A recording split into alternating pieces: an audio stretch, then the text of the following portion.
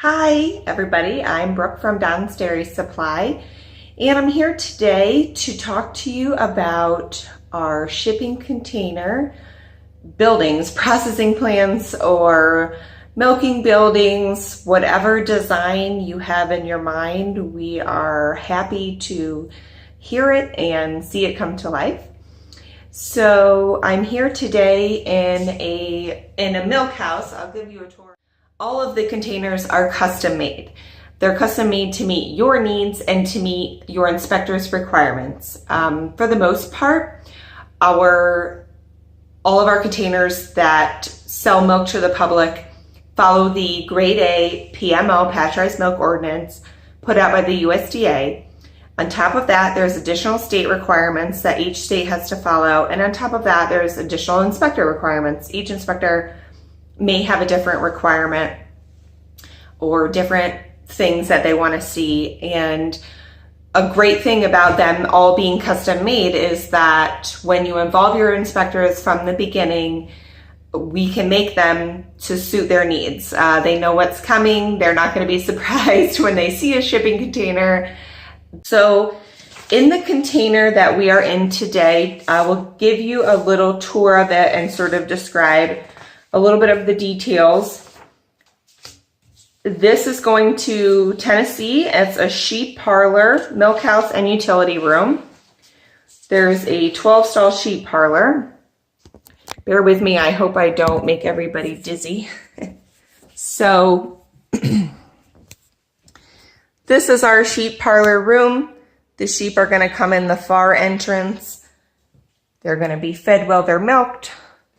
There is feed pans up there, and they will exit this door here. Down here, you can see we have a 2-inch low line, all the milking units with the jitter cups in for wash. We have a 3-inch vacuum line. Deep down there, we have our vacuum balance tank. All of our stainless lines have been stainless welded. There's no roll-on ferrules. Neat little facility here. It's nice to have your facility up here so you can access it up here and you're not bending down to milk your goats or sheep. And then this is our milk house here. This has a 400-liter milk plan bulk tank, which is about 114 gallons.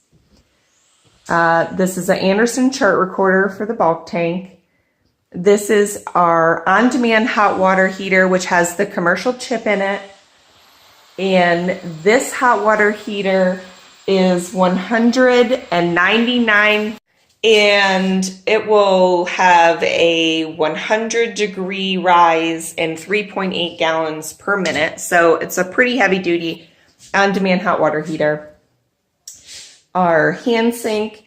This little pump here will be used to pump the milk from the bulk tank to the pasteurizer in the sister container that is going right next to it to pasteurize and make their product. Over here we have our receiving system, vacuum system, our pipeline washer, CIP wash vat, our double utility sink. And in our utility room, as we call it, we have our vacuum pump, and then there is a electric panel. Another thing that's going to be going in this room, the plan is at least, is a little table, and it will be used for a testing lab. So just a little bit about the basic construction of this container. This is PVC paneling walls that locks together. It's really easy to clean. This is a stainless steel welded seam, 304 stainless steel welded seam floor. And this particular container has trench drains. And it has a trench drain in the milk house and in the parlor area. If you can see it down there, it's kind of dark. And we also like to drain our sinks or our wash vats directly to the drain, just to try to keep keep the floor as dry as possible. So each of the rooms in this facility has a milkhouse heater up here, and each of them have an exhaust fan. The parlor, the milkhouse, and the utility room all have an exhaust fan.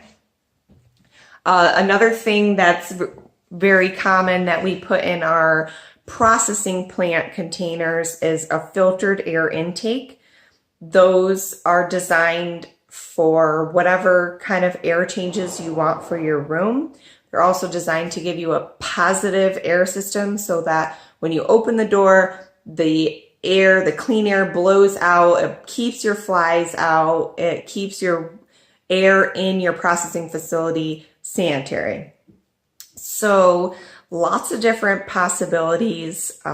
Like I said, they're all custom made.